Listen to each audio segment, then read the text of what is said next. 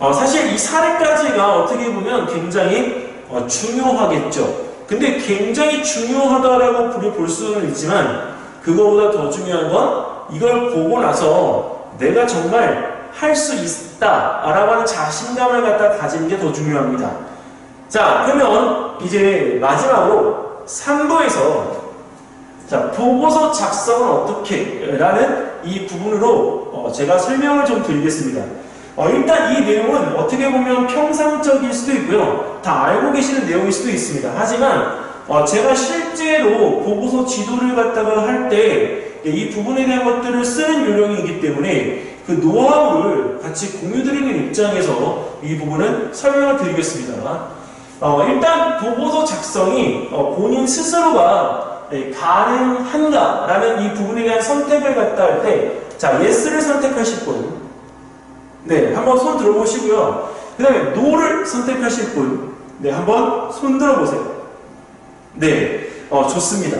자, 그러면 여기서 yes를 선택하신 분들은 제가 잠깐 설명을 드리면, 기본적인 보고서의 포맷에서 일단은 자신이 강조할 부분을 선택하고, 근데 그 선택한 부분에 대해서 집중적으로 구체적으로 작성을 갖다 해야 됩니다. 보통 스스로 보고서에 대한 내용을 갖다 작성할 수 있다라고 생각하는 친구들이 yes라는 답변을 갖다가 하면 보고서에서 놓치는 거는 보고서 작성은 깔끔하게 잘 돼요. 근데 중요한 게 뭐냐? 보고서를 구체적으로 작성하지 못해요. 이건 매우 중요한 일이에요. 보고서를 내 스스로 잘 못한다. 네, 그러면 내용적으로 그 보고서에 대한 부분들이 저희가 표현하는 걸로 허접하게 되거든요. 허접. 근데 거기서 왜 허접하느냐? 보고서에 대한 내용이 탄력을 받으려면 구체성이 떨어지면 안 되거든요. 근데 보고서가 뭔가가 부족해요. 그럼 100% 구체성이 떨어지기 때문에 부족하다고 생각되어지는 겁니다. 자, 그리고 실험 방법에 대한 어떤 계획이나 이런 것들을 세울 때 실험자의 영상 또는 자료를 갖다가 참고해서 먼저 자기만의 실험 방법을 갖다가 꼭 계획을 세워보세요. 안 그러면 이 방법적인 부분에 대한 것들을 계속적으로 수정해가면서 해야 되는데 자기가 그냥 머리로만 생각하고 기록이 되어지지 않은 실험 방법을 계속 반복하다 보면 분명히 어느 한 시점에서 그것이 틀립니다. 근데 틀린 부분에 대한 오류를 본인이 쓰지 않고 머릿속으로만 생각해 놓은 거기 때문에 이제는 다시 처음부터 또 해야 되는 일이 벌어집니다. 그래서 반드시 실험 방법적인 부분에 대한 것들을 토대로 해서 작성을 할 것. 자, 그리고 탐구 결론은 자신이 알고 있는 대로 우리가 작성을 갖다가 하는 것도 중요한데 일단은 자기가 임의적으로 카피킬러나 이런 데를 피하기 위해서 내 스스로가 작성을 갖다가 하는 것도 중요하죠. 근데 지식적인 부분에 대한 것들이 틀리면 안 되기 때문에 다른 책이나 아니면 다른 논문에서 우리가 어떻게 접근을 갖다 했고 어떻게 결론을 내렸는지는 반드시 참고를 할 필요가 있습니다. 자, 이번엔 no를 선택한 친구들은 어떻게 될까요? 사실 이 no를 선택한 친구들은 대부분일 겁니다. 여기 지금 오늘 여기에 참석하는 친구들이 원래는 지금 74명인데 지금 몇 명이나 들어왔는지 저는 여기서 숫자를 볼 수가 없어요. 근데 일단 기본적으로 그 친구들 74명 중에 yes를 선택할 수 있는 친구는 많아야 1명, 2명이라고 생각을 해요. 여러분들은 무시해서가 아니라 여기서 보통 대부분의 학생들은 나 스스로가 보고서를 작성할 수 없다라고 판단을 합니다. 자, 근데 이 경우에 no를 해는 친구들한테 제가 개인적으로 부탁을 하고 싶은 건 자, 선생님하고 이번에 과학토론대회를 통해서 지금 경험을 해봤던 친구들이 있는데 개요서 쓰는 것처럼 어떤 틀이 있으면 틀에다가 내가 생각하고 있는 내용들을 먼저 집어 넣으려고 노력해보세요. 그러면 무조건 보고서의 틀에 맞춰서 쓰다 보면 그 보고서에 대한 내용에 대한 부분들을 내가 써내려가고 있는 모습을 보게 됩니다. 그럼 나 언제 이렇게 썼지? 라고 이렇게 되어지기 때문에 그것에 대한 자신감이 붙으면서 보고서의 탄력도 같이 살아나게 되어져요. 자, 그리고 이 보고서는 말이죠. 일단 자유과학 탐구대회에서 5페이지인데 이 부분은 어떤 경우든지 누가 초보고 누가 프로인 경우가 없습니다. 그래서 초보하고 프로의 차이는 아까 말씀드렸던 것처럼 보고서의 작성 능력이 구체적인가만 따져야 됩니다.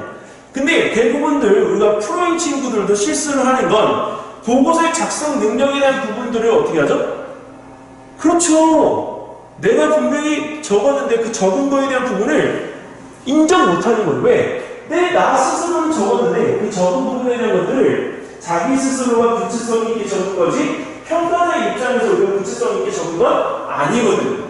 그래서 일단 기본적으로 그 보고서에 대한 구체성이라는 부분에 대한 것들을 자기 스스로가 먼저 정립할 수 있도록 그거를 꼭 한 번 보고 두 번 봐야 합니다. 근데 보고서를 갖다가 판단을 할 때 보고서가 잘 접히지 않으면요, 그날 당일날 바로 적지 마시고요. 개인적으로는 하루나 이틀 있다가 다시 들여다보면서 본인 스스로가 정리를 하셨으면 좋겠습니다. 이유는 보고서에 대한 부분들의 글감이나 이런 것들을 쓰다 보면 막연할 때가 있어요. 그때는 이 머리가 잘 안 돌아가기 때문에 그 부분에서 일단 덮어놓고 하루나 이틀 지난 다음에 다시 열어서 보시면 정리가 안 됐던 내용들이나 구체적이지 못했던 내용들이 눈에 보여지게끔 됩니다. 자, 그래서 실질적으로 보고서가 더 탄탄하게, 단단하게, 그리고 구체적으로 작성이 될 수 있기 때문에 저는 생각이 안 될 때는 조금 덮어두고 여유를 가질 거를 저는 추천을 드립니다. 자, 이제 세 번째. 자, 틀에 맞춰서 내용을 채워 넣은 뒤, 자, 실험 방법과 얻은 결과에 따라서 본인 스스로가 남한테 설명하듯이 자세하게 써보려는 노력이 중요하다. 왜? 일단 이 보고서의 작성 능력을 갖다가 평가하기 이전에 처음 보고서를 작성하는 친구들은 다 자기 위주의 글과 자기 위주의 단어를 갖다 사용하게 됩니다. 그렇기 때문에 그 글에 대한 해석을 갖다가 해야 되는 평가자는 이게 무슨 내용의 전달을 갖다가 하려고 하는 건지 어떤 경우에는 참 이해하기가 매우 어렵습니다.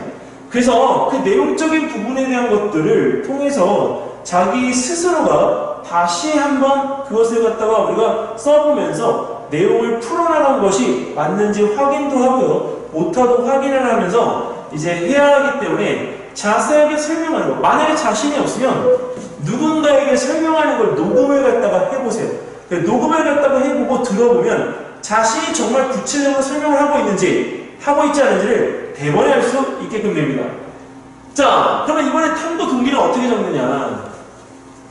탐구 동기는 사실 제가 만약에 이런 형태의 지도를 갖다 하는 경우에는 많을 때는 3주에서 4주 정도를 오직 토론만을 갖다가 합니다. 이유는 예전에는 저 맨 처음에 이것을 준비시킬 때는 그냥 주제 딱 한 번에 정하고 그냥 딱 한 번에 실험하고 이렇게 했는데 사실 그렇게 하니까 저랑 같이 했던 학생들이 배워가는 게 없더라고요. 그래서 그 부분에 대한 것들에 대한 것을 방법을 바꿨어요. 근데 방법을 바꿨는데 정말 놀라운 거는요, 그 친구들이 그런 대회에서 얻어오는 결과 본인들이 만족도가 훨씬 올라가게 되는 거죠. 왜? 대회에서 좋은 성적을 거둘 뿐만 아니라 본인들 스스로가 했기 때문에 거기에 있는 부분에 대한 것들이 질의응답을 받아야 되는 경우에 다른 준비가 안 됐던 친구들이 질의응답을 쳐내는 것보다 오히려 더 확실하게 매듭을 지을 수 있고 준비를 할 수가 있더라고요. 그래서 일단은 일상적인 부분에서 본인이 충분한 토론을 갖다가 거쳐서 문제 해결해야 될 것들, 그 다음에 내가 뭔가를 해보고 싶은 것들, 그 다음에 최근 어떤 이슈가 됐던 사고나 과학적인 사건, 사고들이 있는지 확인을 갖다 해볼 것, 그리고 듣보잡이라도 내가 어디선가 들었던 내용에 대한 것들이 어렴풋이 기억이 날 때 그것에 대한 진위성, 즉 사실 확인을 갖다가 위해서 스스로가 관찰 탐구로 발전시키는 경우도 있으니 그 부분에 대한 것들을 무시하지 말고 하나나 작은 것도 그것을 가지고 가라, 이렇게 말씀을 드렸으면 좋겠습니다. 자, 그리고 이런 것들에 대한 것들 등등등등 이 탐구 동기로 충분히 쓰일 수 있는 것들입니다.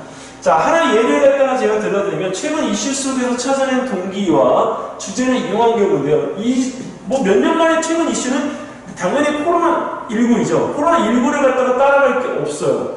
자, 근데 저 같은 경우도 코로나 확진이 됐었고 네, 코로나 확진에 대한 이 부분들에 대한 것들을 스스로가 이제 겪었던 친구들은 이 코로나에 대한 관심도가 확실히 높아요. 근데 그 코로나에 대한 거에 대해서 우리가 다 뭐하죠? 통증만을 갖다가 우리가 찾도록 하지, 그 통증에 대한 부분들을 갖다가 이용해서 내가 무엇인가를 확인해 보려고 한 친구는 없습니다.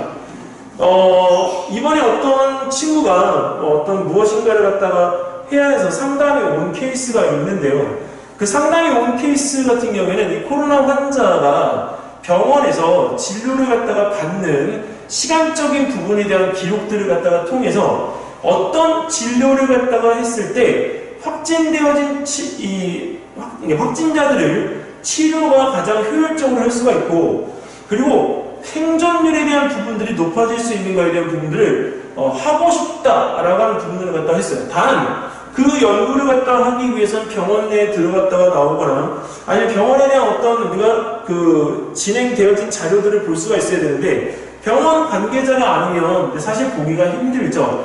자, 그래서 그 자료는 어떻게 하면 좋을까라고 우리가 머리를 맞대고 서로 고민해 본 결과, 일단 코로나19에 대한 통계 자료들이 있잖아요. 그 통계 자료에 대한 부분들을 갖다가 우리가 한번 분석해보자. 그 분석해본 내용들을 갖다가 토대로 해서 우리가 어떤 방향 제시를 해보자까지 이야기가 됐습니다. 그래서 그 친구는 일단은 그걸 준비를 했고, 그리고 그 준비한 거를 가지고 2차적으로 통계 대회가 있습니다, 우리. 그래서 통계 대회까지 활용하는데 그 자료를 이용했습니다. 그래서 우리가 하나를 준비하면서 우리가 근시안적으로 우리가 물론 하나였지만 약간 좀 먼 미래를 보고 준비를 했다고 한다면 이 두 가지가 같이 연동될 수가 있기 때문에 사실 일석이조의 어떤 효과를 갖다 볼 수 있었었죠. 자, 그래서 지금 흡수성 수지라는 물질이 지금 들어있는 부분에 대한 것들을 썼는데 시간이 이렇게 오래 걸리기 때문에 그 부분에 대한 것들을 갖다가 우리가 아이스팩 용도로 사용할 수 있는 친환경 아이스팩을 개발해보고자 했다라는 취지인데, 사실 이 주제는요, 제가 본 것만은 여러 가지입니다. 근데 접근을 어떻게 했느냐가 중요하기 때문에 일단 이 내용을 좀 토대로 해서 보겠습니다. 자, 일단 그 탐구 목표는 방향이 드러나야 되는 것, 그 다음에 얻고자 해야 되는 것, 그리고 문장을 갖다가 우리가 단촐하게 짧은 문장으로 표시하지 마시고 충분하게 구체적으로 설명을 갖다가 해서 가설을 끄집어낼 수 있도록 해주십시오.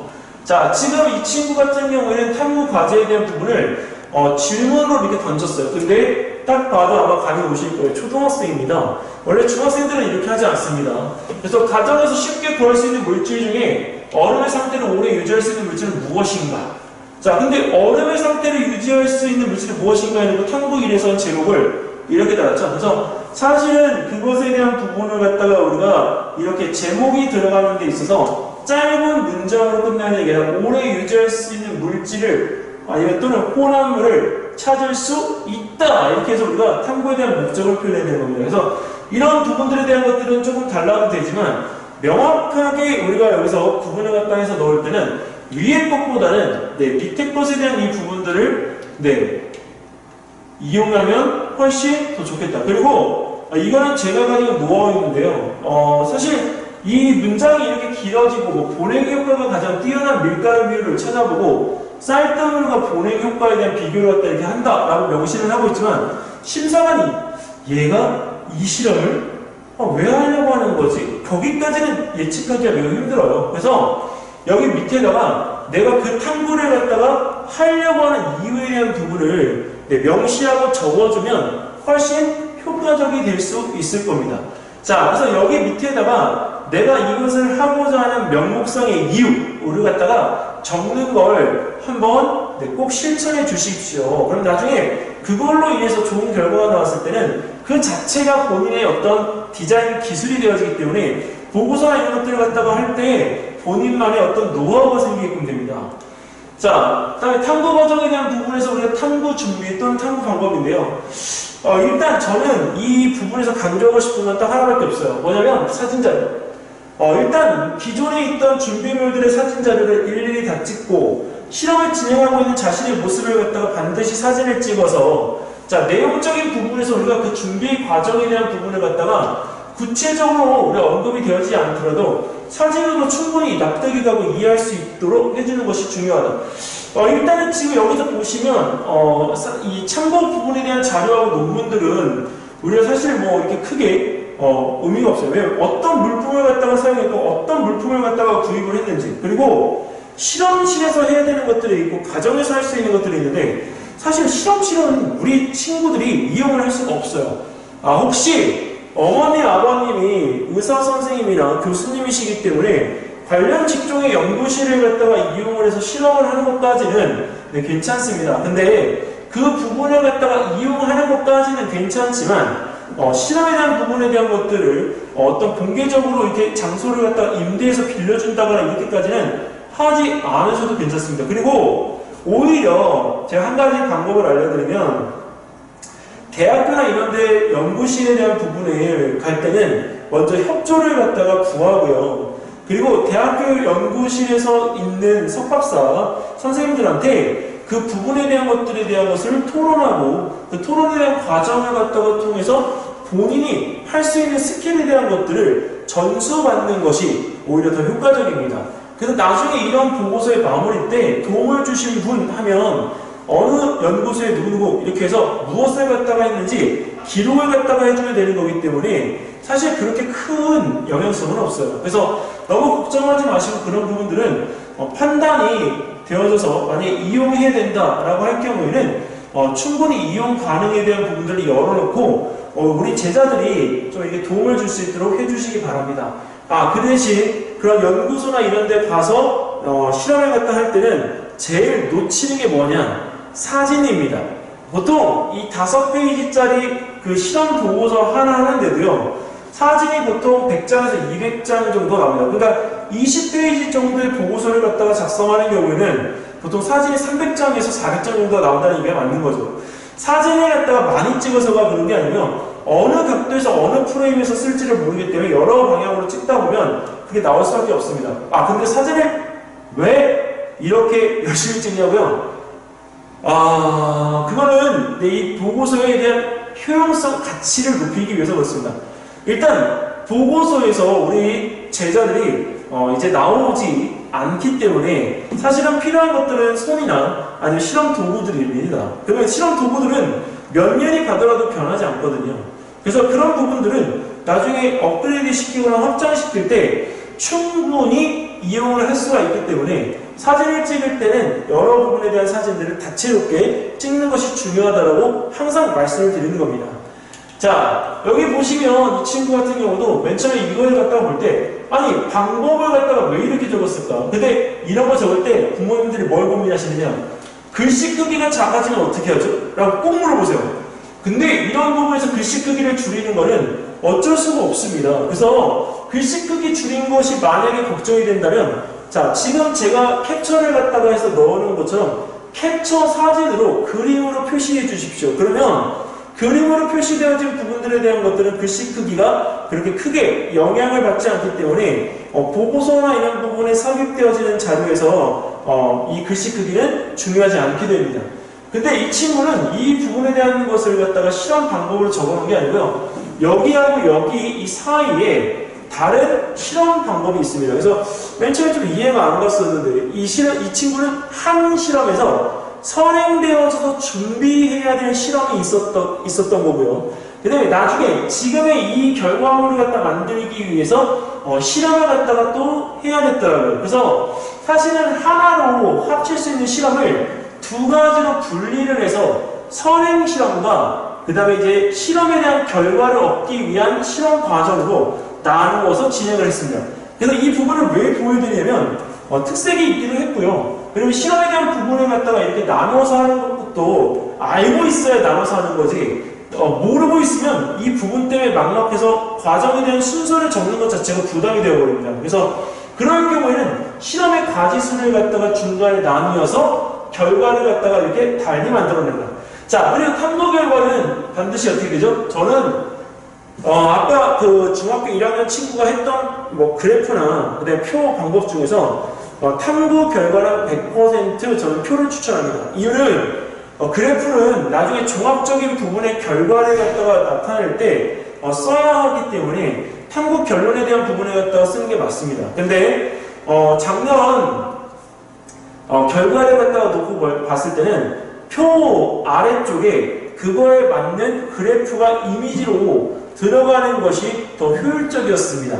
그래서 이 부분에 대한 거는 저의 경험상의 노하우와 작년에 우리가 결과를 놓고 봤을 때 이 두 가지를 따로 말씀드리는 거기 때문에 이 부분에 대한 판단은 어떤 이것을 해본 사람의 입장보다는 지금 이제 이것을 해야 되는 우리 제자님들과 그 다음에 우리 부모님들께서 이것을 판단을 좀 해주셔야 될 것 같습니다. 왜냐면 사실은 이 부분에 대한 판단이 어렵다라고 하는 것은 보고서에 대한 부분의 디자인을 하는 게 아니라 보고서를 갖다가 작성하는 사람의 습관이 우리가 여기서 들어가는 거기 때문에 이 부분에서 표를 쓰고 그래프를 탐구 결과에다가 넣을지 아니면 그 탐구 결과에 넣은 그래프를 두고 탐구 결론에는 종합적으로 하나의 그래프를 다시 한번 제시를 갖다가 할 것인지 그것을 조금 판단을 부탁을 드리겠습니다. 자, 그래서 표에 삽입되어질 기록 내용은 반드시 구체적, 그러니까 구체적이라고 하는 내용은 숫자이어야 된다. 자, 그리고 세세하게 들어가도록 작성하고 중점, 강조할 내용은 색깔을 달리해서 표현하고 중점 강조할 내용이라고 하는 건 뭐냐면 숫자 결과여도 이 부분만큼은 꼭 그 평가자들이 보고 판단을 해야 되는 거잖아요. 그런 부분들에 대한 것들을 이렇게 달리해서 표현하라는 얘기입니다. 그리고 실험이 끊어지지 않고 연속적으로 연결되어지는 경우에는 다음 실험 진행 단계에 대한 설명을 아까 보신 것처럼 상세하게 설명을 갖다 해줄 수 있도록. 자, 지금 보시면 이 친구 같은 경우는 밀가루 25g, 30g, 35g, 5g 차이 두고 자, 여기서 시간마다 녹은 정도에 대한 부분을 갖다가 지금 이렇게 표시를 갖다가 했는데요. 지금 이 표시한 내용 중에서 우리가 지금 제일 녹지 않은 경우에 대한 부분들 두 가지를 이렇게 지금 정리를 갖다가 했습니다. 밀가루의 경우에는 40g을 갖다 녹였을 때 가장 지속 시간이 길었고 쌀뜨물 같은 경우에는 우리가 첫 번째가 거의 녹지 않고 지속 시간이 길었습니다. 자, 이런 부분들에 대한 데이터를 갖다가 이용해서 우리가 그 친환경 아이스팩을 갖다가 만든다라고 하는 결론을 갖다 얻을 수가 있는 거죠. 그리고 아까 설명을 하는 내용에 대한 부분은 뭐냐면 이 앞에 부분의 실험에 대한 부분을 갖다 이용해서 생긴 의문점, 자신의 의문점을 해결하기 위해 다음번 탐구에서 이런 부분을 갖다가 한다라고 하는 부분을 이렇게 설명해주고 있는 내용입니다. 그래서 설명해주고 있는 내용을 갖다가 여기서 이용해 다음 실험으로 진행되어지는 단계를 설명하는 것입니다. 그래서 탐구 결론, 즉 결론 도출은 일단 종합적인 견해가 들어가야 되기 때문에 아까 실험 1, 실험 2에서 우리가 진행됐던 것들을 연결되어지게끔 구성했다면 이 하나를 어떻게 평가를 갖다가 할 것인지 우리가 볼 수가 있기 때문에 그 보고 있는 내용에 대한 부분들에 대한 것들을 여기서 종합적으로 쓸 수 있습니다. 그리고 스스로에 대한 판단을 갖다가 반드시 기재할 것. 왜 스스로의 판단 내용이 여기서 결론에서 빠지면 안 됩니다. 실험을 갖다가 한 내용에 대해서 우리가 언급되어진 부분에 대한 것들을 자기가 어떻게 해석했는지에 대한 부분을 보여줘야 되기 때문에 종합적인 판단에 대한 부분을 갖다 할 수 있는 그래프나 이런 것들을 또는 사진 자료나 이런 것들을 제시하는 것 매우 좋습니다. 자, 그리고 참고 문헌인데요. 참고 문헌은 사실 공간이 없어도 써야 합니다. 그렇기 때문에 참고도서, 책 이름, 그 다음에 논문 다 배울 수도 똑같습니다. 이름, 페이지, 그 다음에 발행 출판사, 그 다음에 발행 연도, 논문도 마찬가지로 발행 기간과 발행 연도에 대한 부분들을 반드시 기재를 해야 되고요. 그리고 인터넷 같은 경우에는 우리가 보통 기사 제목과 발행 기간만 적는데 여기서 기사 제목, 발행 기관, 발행일 또는 인터넷 주소까지 적어주면 아주 베스트입니다. 작성 범위가 너무 넓어질 경우에는 인터넷 주소나 이런 부분들에 대한 것들은 삭제를 해도 괜찮습니다. 자, 그리고 마지막에 이제 이거는 지도교사 선생님이 보시고 나서 나중에 써주시는 분인데 일단은 지도교사 지도 내용에 대한 부분들은 대부분 다 비슷합니다. 잠깐만요.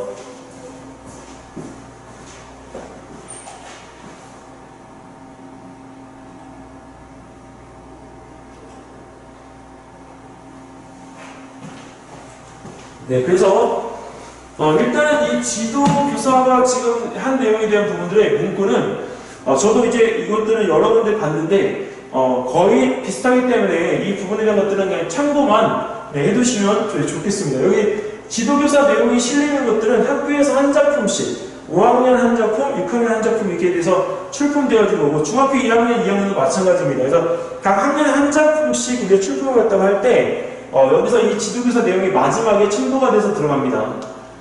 자, 그리고 이거는 제가 그 과학 전람회에 대한 그 주제 키워드 설명회를 앞전에 제가 진행을 했었습니다. 겨울방학 때죠. 근데 그 겨울방학 때 진행했던 내용에 대한 부분의 키워드를 다시 한번 좀 보여드릴게요. 도움이 되실 것 같아서 제가 여기서 보여드립니다. 일단 물리 주제에 대한 부분에 대한 것들은 파동이나 마찰력, 빛, 힘에 대한 부분들이 주로 나오는 이 주제의 키워드이기 때문에 이런 주제들에 대한 부분들의 세부적인 단어를 갖다가 이용해서 주제를 갖다가 잡으셔가지고 이 부분에 대한 것의 실험들을 찾아보시면 실험에 대한 부분들을 갖다가 이용해 탐구 보고서에 대한 부분에 작성되어질 내용들을 쉽게 정리하실 수 있습니다.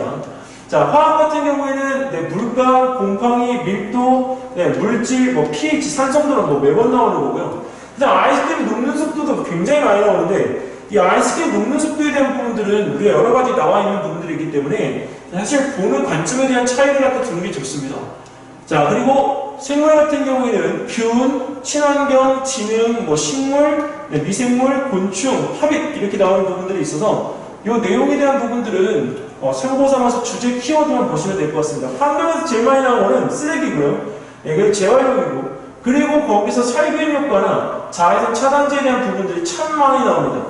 자, 그리고 여기서 이제 에너지는 이제 보통 3D 프린터나 페마스크에 대한 활용도 하는데 작년 같은 경우에 이 페마스크에 대한 주제에 대한 키워드가 상당히 많이 나왔어요. 그래서 여기는 이 부분에 대한 것들은 올해 지금 이제 볼 수는 없었지만 다양한 보고서들이 많이 접근이 되어 있기 때문에 그 볼 수 없는 내용에 대한 부분들에 대한 접근은 저는 추천하지 않습니다. 비추천입니다. 자, 그럼 중등부 주제는 어떻게 되느냐? 중등부는요, 여기서 보시면 센서. 왜? 중등 아이들은 보통 5학년 때부터 코딩을 갖다가 하는 아이들이 많기 때문에 융합 주제들에 대한 이 부분들에 대한 내용을 갖다가 이렇게 표현하는 경우가 많고요.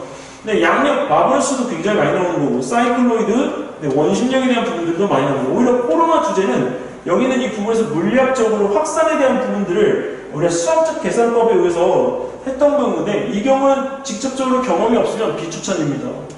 네, 화학 같은 경우도 3D나 그다음에 열, 농도, 냉각, 수질 이런 부분들에 대한 것들을 볼 수가 있고요. 자, 그리고 여기 있는 생물 주제는 다 보시면 아시겠지만 마스크 균이죠. 네, 얘도 균이죠. 여기도 또 균이죠. 다 균이에요. 그러니까 이 부분에서 생물에 대한 주제들은 대부분들이 균에 대한 접근들이 많기 때문에 하는데 왜 그러냐? 시간적으로 짧게 할 수가 있기 때문에 그렇습니다. 저는 개인적으로 만약에 생물에 대한 주제를 갖다가 한다면 식물 한 가지 종류에 대한 부분을 갖다가 선택해서 그 식물에 대한 부분을 갖다가 유전적인 부분이나 아니면 재료적인 부분에서의 이용 가치에 대한 보고서를 저는 작성하면 좋겠다라고 하는 말씀을 드리고 싶습니다. 자, 그 다음 이번엔 환경인데요. 환경은 여기서 또 자에서 또 나오죠. 네, 온난화. 이 주제 이슈는 제가 하나 말씀을 드리면, 어제 뉴스였던 것 같아요. 어제 뉴스에서 제가 뭘 봤냐면, 인도가 지금 현재, 기온이 제일 낮은 지역이 45도인가 그렇습니다. 제일 높았던 지역이 54도예요.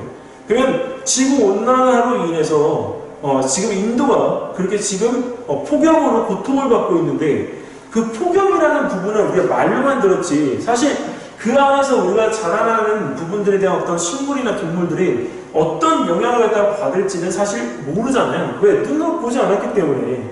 근데 만약에 저라면 진짜 폭염이라는 환경 속에 놓인 식물을 어떻게 내가 케어할 수 있을까라는 부분에 대한 주제를 정해서 탐구를 해보겠어요.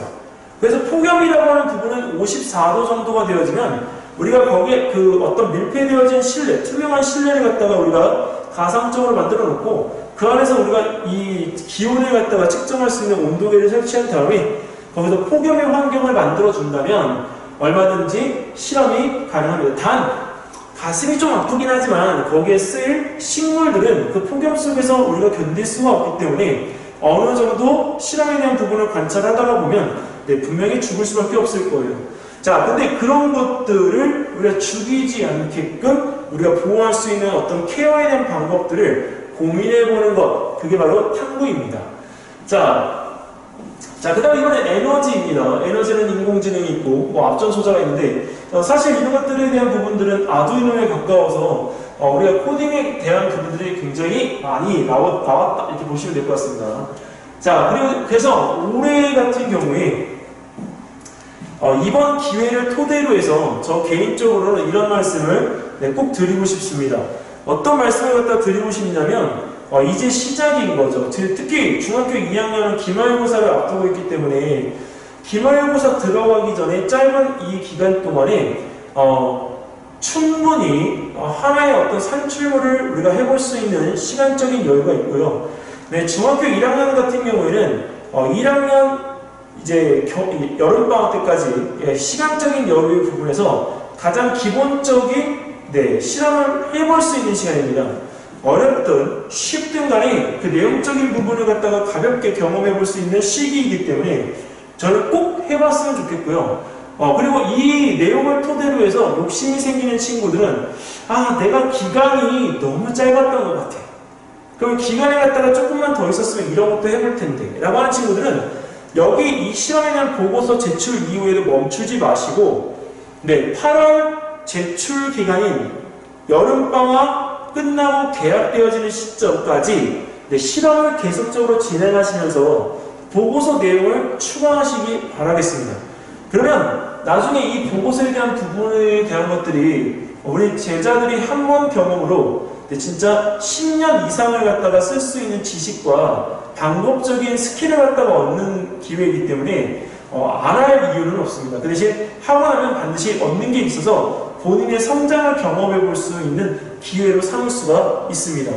자, 그리고 초등학교 학생들 같은 경우에는 지금 5학년, 6학년인 친구들이 이제 사실 뭐 수학 빨리 하고 하는 친구들은 이제 케어나 이런 올림피아드 준비한다고 바쁜데 이번에 지금 KMO가 끝나죠? 끝나고 나면 이제 좀 쉬겠지만 쉬는 기간 동안에 본인이 편하게 그냥 늘어져서 쉬는 것도 중요하지만 그동안 조금 게을리했던 과학적 부분에 대한 것들을 연동해서 가족과 함께 이렇게 한번 해보는 것도 나쁘지 않습니다. 오히려 그런 KMO가 준비가 끝나고 나서 나중에 여행이나 이런 부분들을 간다고 했을 때 그 여행지에서 우리가 뭔가 또 벌어질 수 있는 일들이 있을 거 아니에요? 그래서 그런 관심에 대한 부분들을 찾아보는 여행을 해보는 것도 좋은 기회가 될 것 같습니다. 자, 일단 오늘 제가 준비한 부분은 여기까지고요. 올해 꼭 스스로가 성장할 수 있는 한 해가 되기를 진심으로 기원하면서 저는 이만 설명을 마치겠습니다. 일단 여기 끝나고 나서 관심이 더 있거나 질문이 있으신 분들은 채팅창에 이렇게 올려주시면 제가 그 부분에 대한 것들을 지금 남은 시간 동안에 좀 설명을 드리는 시간을 갖겠습니다. 자, 일단 여기까지 하고요. 제가 영상은 편집 없이 제가 제 유튜브에다가 올려놓겠습니다. 그래서 그 주소나 이런 것들은 실장님 통해서 보내드리도록 하겠습니다. 자, 일단 여기까지 해서 마무리 짓겠습니다. 고맙습니다.